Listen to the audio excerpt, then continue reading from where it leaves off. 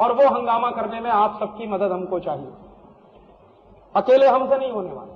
हमारी जो लिमिट है, हमारी जो क्षमता है, हमारी जो शक्ति है, उससे हम तो करने ही वाले, लेकिन उसमें आपकी शक्ति की मदद की जरूरत है। तो एक तो हम कॉन्स्टिट्यूशन के जो प्रोविजंस हैं उनकी मदद लेते हुए सुप्रीम कोर्ट में जा रहे हैं। ये तात्कालिक मेजर्स हैं, ये लंबे समय के लिए सुविधाएं नहीं देंगे, लेकिन तात्कालिक रूप से स्पेस बचाने में मदद करेंगे। और एक दूसरा बात हम और कहने जा रहे हैं कि ये जो WTO का एग्रीमेंट साइन किया है, ये भी कॉन्ट्रा कॉन्स्टिट्यूशनल है। वो गोल्डन लॉ क्या है? If international law and domestic law, अगर कोई अंतर्राष्ट्रीय कानून और हमारे देश का अपना कानून क्लैश करता है, then always domestic law should prevail. ये गोल्डन रूल है। और हिंदुस्तान में ऐसे तमाम 10 से ज्यादा केसेस हैं सुप्रीम कोर्ट में जिसमें इसी के आधार पर फैसले किए गए कि डोमेस्टिक लॉ प्रिवेल करेगा। तो अब ये 1970 का अगर हमारा डोमेस्टिक लॉ बदल रहा है एक इंटरनेशनल लॉ के तहत, तो ये कॉन्ट्रा कॉन्स्टिट्यूशनल काम होने जा रहा है। इसके लिए हम कोर्ट में जाएंगे और हम कोर्ट से ये कहेंगे कि भारत सरकार ने anti constitutional, Contra constitutional step उठा के ये एग्रीमेंट साइन किया है, लिहाजा इसको रद्द किया जाए। तो वो कह सकते हैं, कोर्ट में कहा जाएगा कि इसको रद्द करने की क्षमता हमारे पास नहीं है, क्योंकि WTO की जो बाउंड्रीज हैं वो हमारे सुप्रीम कोर्ट की बाउंड्रीज से ज्यादा बड़ी है। तो हम उनसे एक बात तो कह सकते हैं कि आपके पास अगर इसको रद्द करने की क्षमता नहीं है, तो आपके पास ये अधिकार तो है कि भारत सरकार को डायरेक्शन दीजिए कि वो इसमें से विड्रॉ करे। और भारत सरकार इसमें से विड्रॉ कर सकती है।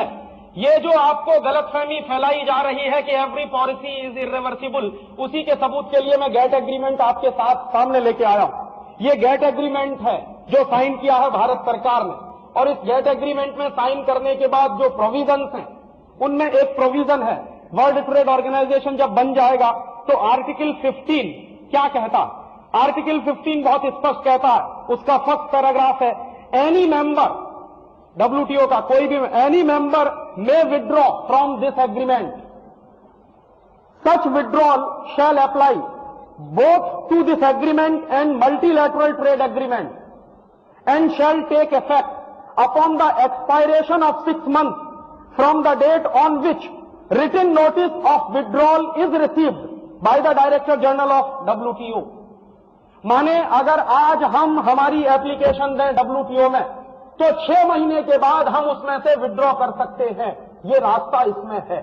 तो इसी रास्ते का इस्तेमाल करते हुए हम सुप्रीम कोर्ट में जा रहे हैं, क्योंकि भारत सरकार का वकील यही कहेगा कि हमने ये जो साइन कर दिया है, अब हम एक इंटरनेशनल ट्रीटी से बाइंड हो गए हैं। और हमेशा सुप्रीम कोर्ट में सरकारें अपना बचाव करने के लिए इसी तरह के तर्क देती रहती है कि ये एक इंटरनेशनल ट्रीटी है, हम इसमें फंस गए हैं, अब इसमें से वापस नहीं आ सकते। तो हम कोर्ट में ये बताने जा रहे हैं कि गेट में, WTO के टेक्स्ट में ये प्रोविजन है कि हम आज एप्लीकेशन फाइल करें, 6 महीने के बाद हम इसमें से बाहर निकल सकते हैं। इसके लिए सारे देश में माहौल बनाना।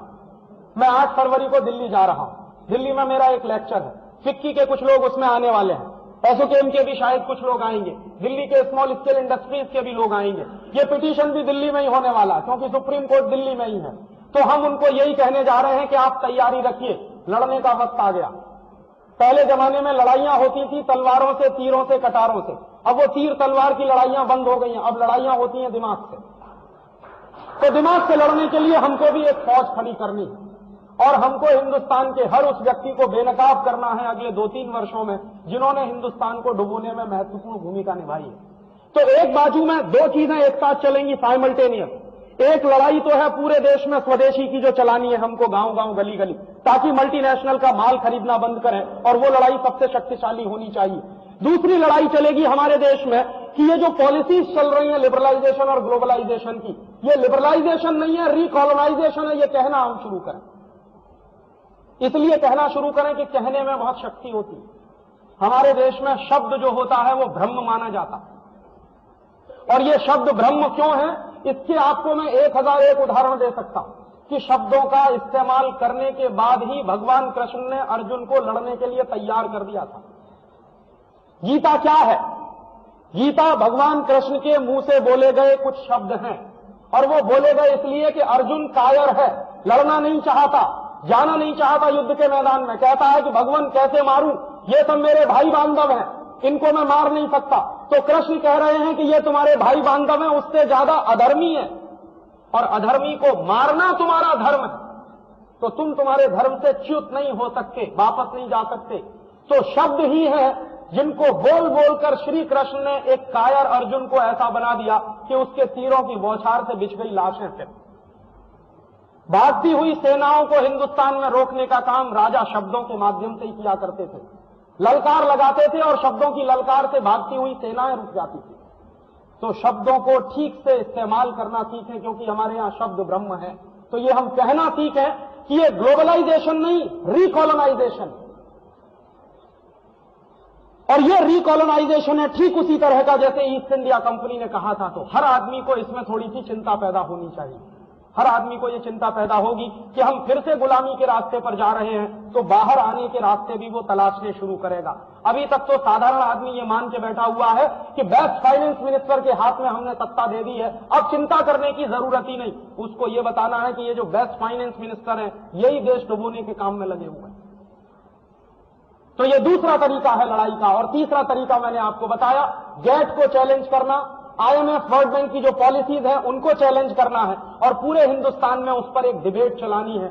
सोसाइटी में डिबेट चले, पार्लियामेंट में डिबेट चले, हमारे सुप्रीम कोर्ट और हाई कोर्ट में भी डिबेट चले, और ऐसी डिबेट चले कि अगले 2-3 साल में पूरा नेशनल पर्सपेक्टिव बदल जाए और हर पार्टी के एजेंडा में ये सवाल एक महत्वपूर्ण सवाल बनकर आ जाए।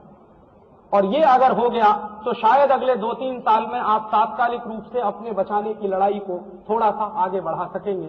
ये 3 तरीके से लड़ाई लड़नी है। एक लड़ाई अपने स्तर पर, अपने घर में विदेशियों के माल का बहिष्कार, घुसने मत दीजिए उस सामान को। दूसरा, अपने पड़ोसी के लिए घर में मत घुसने दीजिए। दूसरी लड़ाई, शेयर खरीदना बंद करिए, डिवेंचर खरीदना बंद करिए मल्टीनेशनल का, उनके साथ सहयोग देना बंद करिए, उनके साथ कोऑपरेशन बंद करिए।